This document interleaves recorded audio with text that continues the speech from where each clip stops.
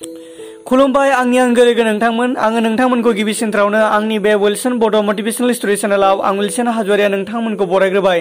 लोगोफोर, आं दिनै नोंथांमोननि गेजेराव गोदानै मोनसे भिडिअ लानानै फैदों आरो दिनैनि बे भिडिअआ जागोन बाबुराम बसुमतारी आरो नित्यानन्द बसुमतारी।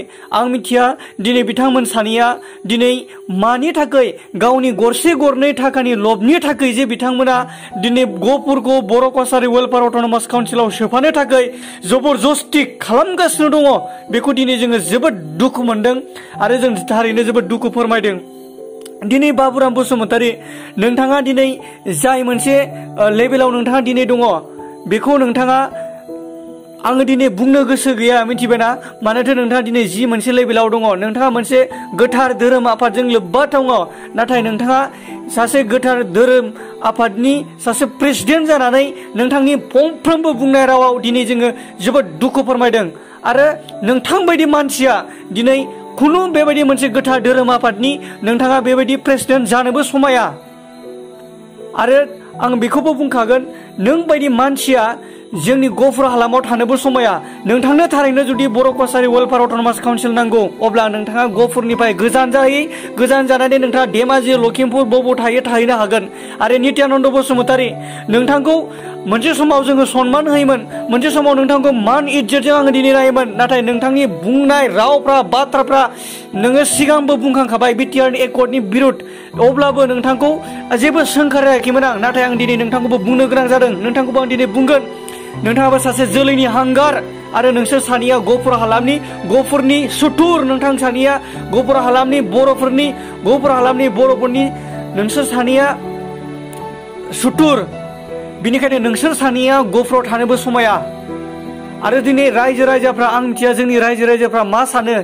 दिनै जोंनि रायजो राजाफ्रा नोंगौ जाम्बा जाम्बि, बिनिखायनो नोंसोरो दिनै रायजो राजाफोरखौ थगायनानै नंखाय बाथ्रा बुंनानै ज' खालामनानै नोंसोरो जिफोर ससियेल मिडियायाव प्रेस मिट हरबाय थादों, बेजों मा जोंनि रायजो राजाफोरखौ नोंसोरो मा खालामनो सानदों?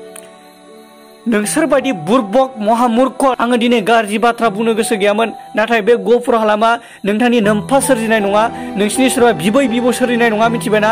बे गहपुर हालामा 533 सुबुंनि थैजों बायनानै मोननाय बे गहपुर हालामा। नोंथाङा बेखौ मिथिगौ ना? जानांगौ नोंथां सानैया आंनिख्रुइ देरसिन, आंनि बिफाजों समान, नाथाय नोंसोर सानैखौ आङो दिनै बेबायदि बुंनो गोनां जादों। आङो बुङामोन, नाथाय नोंसोर सानैनि फंफ्रोमबो बुंनाय रावाव दिनै जों जोबोद दुखु मोनदों आरो जों जोबोद दुखु फोरमायो। आरो नोंथां सानैया थारैनो बर' कसारी वेलफेयार अट'नमास काउन्सिलाव थानो लुबैदोंब्ला नोंथांमोना गहपुरनिफ्राय गोजान जा, सनितपुर बिश्वनाथ डिस्ट्रिक्टनिफ्राय नोंथांमोना गोजान जा आरो गुबुन मोनसे जायगायाव थाहैनो हागोन। धेमाजियाव थां, लखिमपुराव थां, मरिगावआव थां, गोलाघाट थां, कार्बिआंलं थां, अबाव थांनो हायो थाहैनो हागोन। नाथाय नोंथांमोना बे गहपुराव थानानै बेबायदि पलिटिक्स गेलेबाय दाथा। जाय पलिटिक्सखौ नोंथांमोना गावनि गरसे गरनै मोननांगौनि थाखायनो नोंसोर बेबायदि पलिटिक्स गेलेबाय थादों, जायखौ दिनै जोङो गनायनो हाया। आरो नोंथांमोना जुदि बेबायदि मावबाय थायोब्ला बिनि फिथाइखौ नोंथांमोना निस्सय भुगिनो थाखायबो तैयार जा।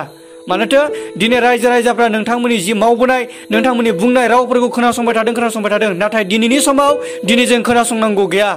आरो नोंथां सानैया जुदि दिनैसिमबो रायजोनि सिगाङाव खेमा लानांगौ, जुदि निमाहा बिया, अब्ला हले नोंथाङा बिनि फिथाइखौ भुगिनोबो नोंथाङा तैयारि जानानै था, बेखौल' गोसोआव ला।